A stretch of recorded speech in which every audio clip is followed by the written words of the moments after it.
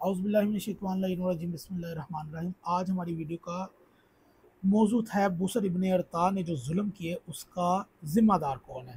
तो हदीस मौज़ूआ फ़ी फ़ज़ाइल मुआविया कारी ज़हूर अहमद फ़ैज़ी की लिखी हुई किताब और बप्पा जानी के जो फ़ज़ाइल मुआविया के काले करतूत बांधे हैं उसने, तो वो भी सारे हमने बयान किए। बुसर इब्ने अरता इनके नज़दीक सहाबी है और इन लोगों का दावा है कि जी वो हर सहाबी नबी जन्नती जन्नती। तो आज हम देखते हैं कि जी वो हर सहाबी नबी जन्नती जन्नती कैसे है। बुसर इब्ने अरता के जो मज़ालम थे कि उसने कैसे उबैदुल्लाह इब्ने अब्बास के बच्चों को कत्ल किया, उसने मक्का मदीना पे हमले किए और उसने जबरन बैतें ली सहाबा से। तो उसके बाद देखते हैं कि जी इसका ज़िम्मेदार कौन है। बुसर इब्ने अरता के बारे में कहा गया कि वो हुजूर के बाद सिरात पर, सिरात मतलब सीधे रास्ते से हट चुका था। वो जो कहते हैं ना, इय्याका नअबुदु व इय्याका नस्तईन इहदिनस सिरातल मुस्तकीम, वो ये है। समझ लगी है? इय्याका नअबुदु व इय्याका नस्तईन तो पढ़ लेते हैं, अल्लाह हमारी इस मामले में मदद करके हमें सिरात मुस्तकीम पर रख। बगैर तो हर एक आयत का मर्तबा व तर्जमा अपनी मर्जी से निकाल लेते हो। ये था वो। तो जिस हाकम के हुक्म पर गामजद होकर वो बड़ी बरीत और खून रेजी को फसाद मचाता रहा, उसके बारे में हमारे आइमा का क्या हुक्म है। वो हाकम साबिकून अल अव्वलून में से नहीं था, बुसर इब्ने अरता की तरह तुलका में से ही था। हमारा मुसन्नफ से सवाल है, साबिकून अल अव्वलून में से नहीं था, तो साबिकून अल अव्वलून में से जो लोग मुर्तद हुए हैं, जो नबी के साथ स्टार्टिंग में थे और बाद में उन्होंने कहा कि ये नबी, इन्हीं की किताबों में लिखा हुआ है कि वो ये अल्लाह के नबी हैं, जो वो कुरान यानी कि अपने से हमें कह के लिखवाते हैं। तो इसके बारे में आपका क्या ख्याल है? वो साबिकून अल अव्वलून नहीं थे? खैर, साबिकून अल अव्वलून भी इस चीज़ से बचे नहीं हुए भाई।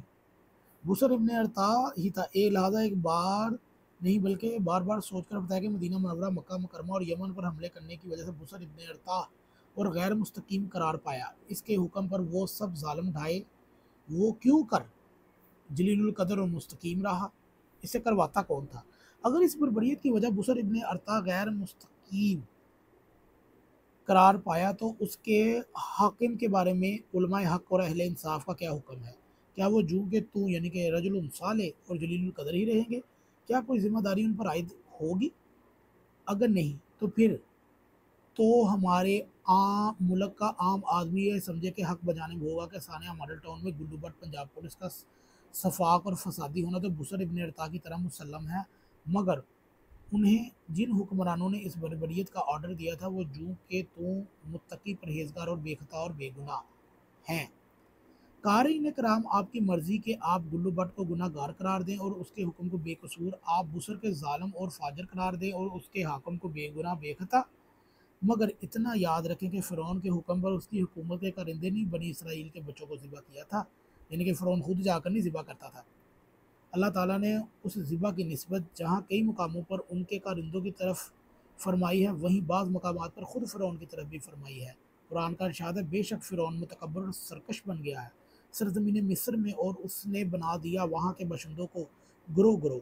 वो कमज़ोर करना चाहता था एक ग्रोह को, उनमें से ज़िबा किया करता इनके बेटों को और ज़िंदा छोड़ देता उनकी औरतों को। बेशक के वो फसाद बर्पा करने वालों में से है। सूरह कसस आयत नंबर 4।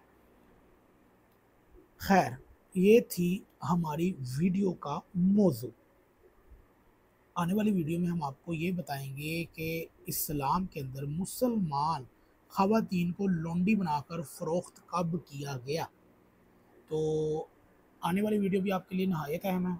इस वीडियो में हमने ये साबित किया कि मुआविया बिन अबी सुफियान जो बुसर इब्ने अरता से जुल्म करवाता था, अगर वो सहाबी नहीं भी है तो भाई पीछे सहाबी है। मुसन्नफ ने बहुत अच्छी बात की यहाँ पे कि फ़िरौन के हुक्म पर बच्चे कटे हैं, फ़िरौन खुद जाकर नहीं काटता था। अली के ऊपर तबर्रा और गालियाँ मुआविया खुद नहीं देता था बल्कि दिलवाता था। जो लोग कहते हैं ना मुआविया की खुद गाली साबित करो, भाई फ़िरौन का खुद बच्चा काटना साबित करो। ये थी आज की वीडियो। अगर वीडियो अच्छी लगे तो ज़रूर शेयर कीजिएगा।